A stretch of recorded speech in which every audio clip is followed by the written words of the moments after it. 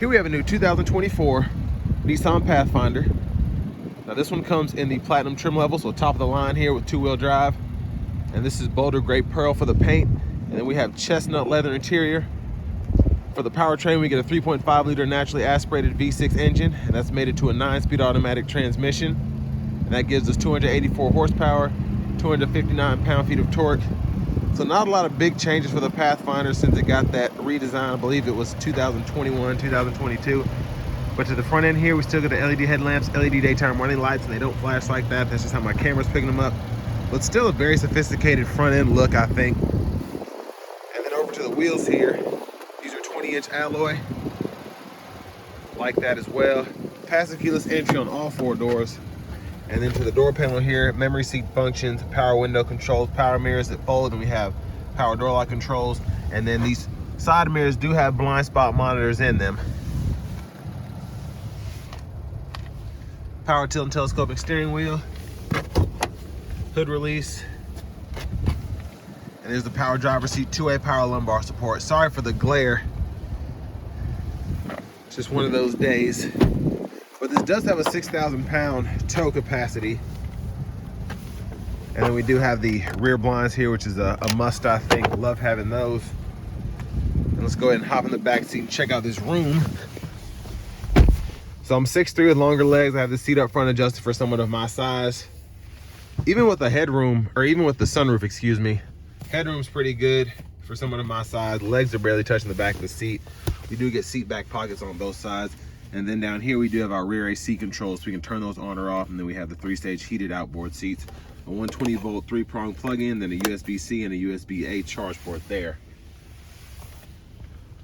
Let's look at that roof. I'll retract it after a while. Then we do have a nice bottle holder here with a little additional space for a phone or tablet or something if you want to hold that up. Let's go ahead and make our way towards the back. And I do think that this is actually pretty competitively priced. I'll show you all the window sticker here in a minute. But for the money, especially compared to other vehicles in this segment, can't go wrong with this, especially with a traditional engine and transmission, no turbo, no CVT. But there's a look at the back end. There's that tow hitch. And a big shout out to Nissan of Cool Springs for allowing me to review this Pathfinder today. I'll leave a link below in the description. But there's a space there. And then we can fold either side up, but I'll just show you one side to compare. So that's the space with the third row up and then with the third row down. And then we do have hooks that we can put bags on, things of that nature. 12-volt there. And then to fold it down, just pull up there and then make sure the headrests are folded. And then you can put it back like it was. And again, there's that space.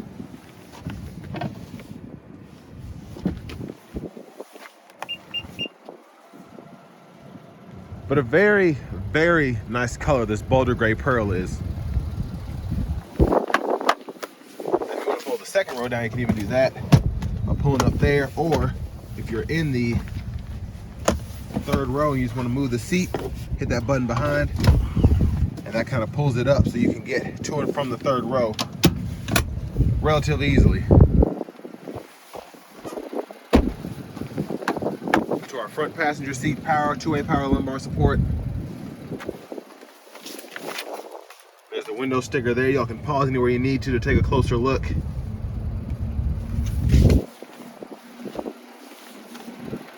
Let's go ahead and just take a quick look in the engine bay. And there's that 3.5 liter V6 mostly covered up.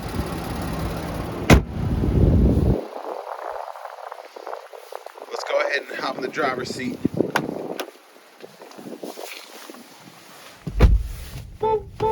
There's the horn. I'm going to zoom out now since we're in the inside. The leather wrap steering wheel. I like the flat bottom look.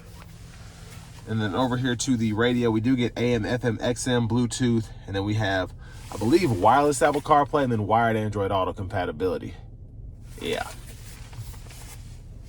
Then settings are over here. If you need to find those for whatever reason, you can change your display, the language, and the units pretty easily. Then you have an info page here if you want to find certain things. Backup camera, bird's eye view. And volume can be adjusted here. Click there to turn the audio off, and you have a tune knob here, or a scroll knob, and you can click there when you're in the audio, and you can pull up the bass and treble and all of that without having to dive deeper into the system. Hazards here, dual tone automatic climate controls, 3-stage heated cool front seats. And we can just change the fan direction here. And then the rear controls are there. Heated steering wheel toggle is there. And then down here we have a wireless charging pad, a USB-C and a USB-A port there if you want to run the radio, or run those off the radio, excuse me, and then a 12-volt back in there. And then to the shifter, hit the lever, pull down for drive, tap for manual, pull up for neutral, then hit the button on the side again, pull up for reverse, press P for park. Auto stop toggle is here for those of you that don't like that. Electronic parking brake, pull up to engage, hit the brake, press down to disengage. Automatic brake hold is here. And then for our drive modes, we have several. So tow, sport, standard, eco, and then that snow mode. And then center console cubby space is here. Sunglasses holder. That's how you pull the sunshade. And then this is how you actually pull the roof back and forth. So I like that it goes all the way back. When you touch it twice. There's a view of the back seat from up here. But back to the steering wheel, volume can be adjusted there. We can scroll through our gauge cluster using these arrows to go through the sub menu, and then within each sub menu we can actually scroll down if we want to. And then this is how you pull up the shortcut menu. You can go through your track list or radio station presets here. And then we do get adaptive cruise. We can set the speed there, gap for that, and then we have the voice recognition and the Bluetooth button there. Paddle shifters are behind the steering wheel, blinkers, headlamp controls, and then we do have automatic wipers. We can toggle those. And then the heads-up display is right in here. Push button start, and then we have the key fob with remote start. Next, let's go ahead and take this Pathfinder Platinum out on the road for a test drive. So starting the test drive in this Pathfinder Platinum, love the V6. It's just a very strong engine, and especially paired with this transmission, does a great job at getting up to speed. And then also with the 9 speeds, you get pretty good highway fuel economy at 27 miles per gallon. So just an impressive setup here for it to not have anything special. You don't need a turbocharger for this.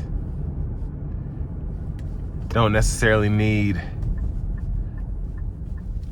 a CVT to get maximum fuel economy, even though that would help possibly, but I'm just glad that there's a traditional transmission here. Especially with having these paddle shifters, you get actual shifts as opposed to those manual modes that you have when you have the paddle shifters with a CVT.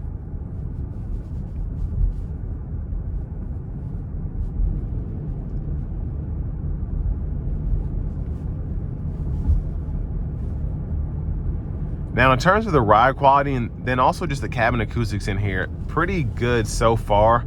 Now, I haven't really gotten up to speed yet, so we'll be able to tell on the interstate, but right now it's impressive how smooth this is riding, how smooth it's driving, and then just how quiet it is in here.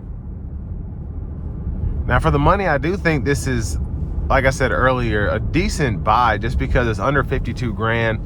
You have a sunroof, adaptive cruise control and navigation, heated cooled seats, a heated steering wheel, and then you have pretty good seating for up to 7 passengers.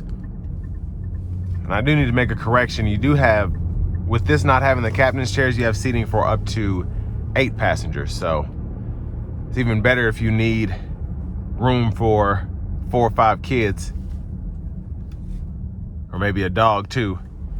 But we're gonna take it on the interstate here, give it a little pull, see how it does.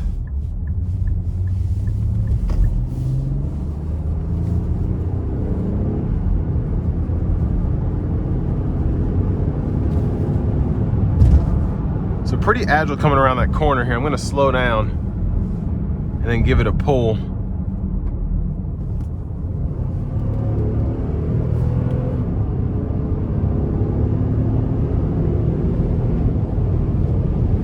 So relatively quick And it just feels so nice because there's no turbo here. There's a 9-speed automatic transmission. Just makes a lot of sense.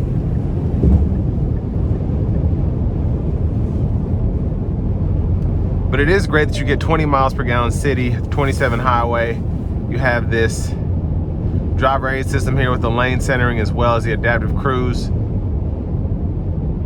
But this is actually not boring to drive, which is saying a lot because a lot of SUVs these days, they're not fun to drive. But with this one, again, having a 9-speed automatic, paddle shifters, all that comes with this model in particular just makes it more enjoyable to drive or to take a longer road trip in.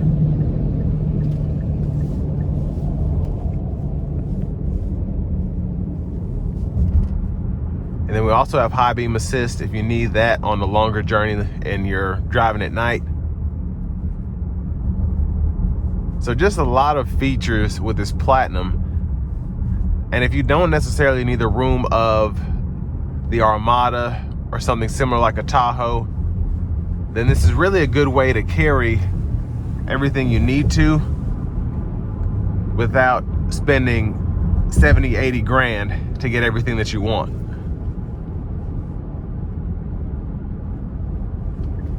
But still an impressive SUV. And this will bring me to the end of my review of this 2024 Nissan Pathfinder Platinum.